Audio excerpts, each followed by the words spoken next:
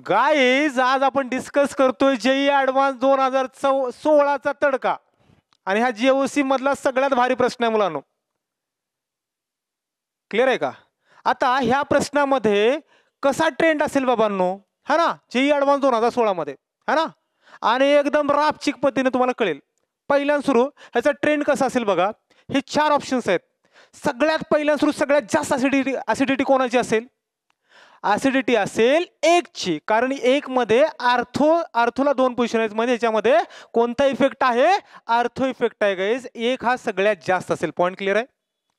त्यानंतर आर्थो पोझिशनला दुसरा कंपाऊंड आहे, that is what? Salicylic acid.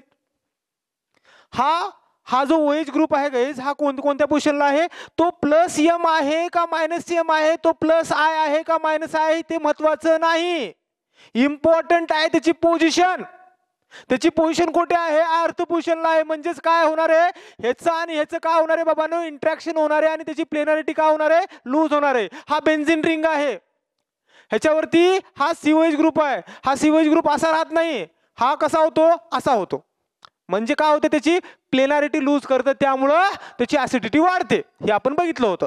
त्यानंतर हा एक आहे, म्हणजे 1 नंतर कोण असेल? 3 असेल गाईज. म्हणजे ह्या दोघांमध्ये पण काय आहे? ते आर्थो ग्रुप आहेत. आर्थो इफेक्ट इथं मॅटर करतो. आता पॉइंट कुठे आहे मुलांनो? पॉइंट आहे ह्या सगळ्यामध्ये OH ग्रुप आहे गाईज. OH ग्रुप कोणता असतो? OH ग्रुप असतो +I का -I? +I का -I?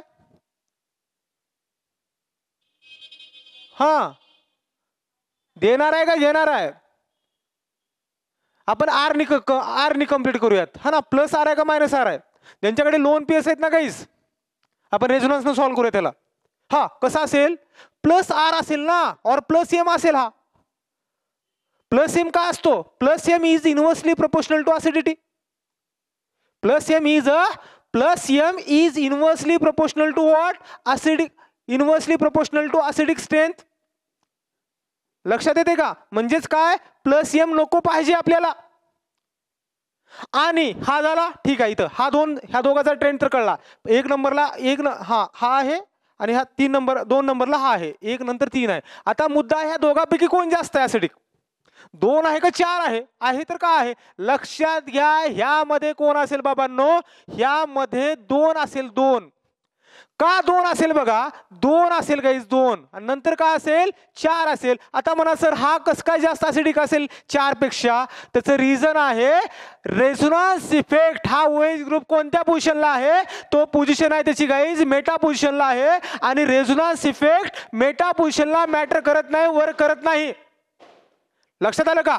रेझोनन्स इफेक्ट हा मेटा पोझिशनला वर्क करत नाही. तो +I आहे का -I आहे किंवा +M आहे का -M आहे, ते काही फरक पडत नाही. म्हणजेच तो काय आहे? असून नसल्यासारखा आहे. हा तर आहे ना, हा कोणता आहे? +M आहे. +M काय? इनव्हर्सली प्रोपोर्शनल आहे. त्यामुळं त्याची काय असते? ऍसिडिक. त्याची ऑर्डर अशी असते गाईज. हा जेई ऍडव्हान्स 2016चा प्रश्न आहे. इथं फक्त ऍडव्हान्सचा तडका चालू आहे मुलांनो. फक्त ऍडव्हान्सचे PYQ चालू आहेत. ऍडव्हान्स जेई नीट हातावरचा मळ आहे गाईज. CET तर एकदम ना धुरळाच होऊन जाईल. कंटेंट म्हणजे कंटेंट लिहून घ्या फास्ट.